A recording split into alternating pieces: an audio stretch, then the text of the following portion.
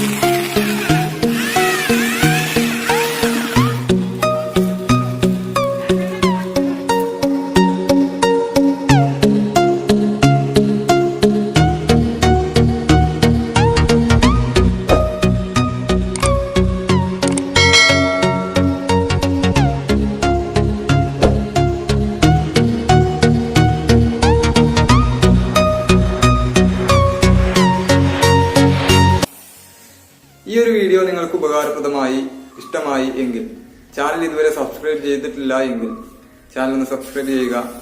അതിന്റെ അടുത്ത് തൊട്ടടുത്ത് തന്നെ കാണുന്ന ബെല്ലൈക്കൺ കൂടി എനേബിൾ ചെയ്തിടുകയാണെങ്കിൽ ഞാൻ അപ്ലോഡ് ചെയ്യുന്ന വീഡിയോസ് അപ്പോൾ തന്നെ നിങ്ങൾക്ക് നോട്ടിഫിക്കേഷൻ ആയിട്ട് ലഭിക്കുന്നതാണ്. ഇതിൽ നല്ല മറ്റൊരു വീഡിയോയുമായി വീണ്ടും കാണാം.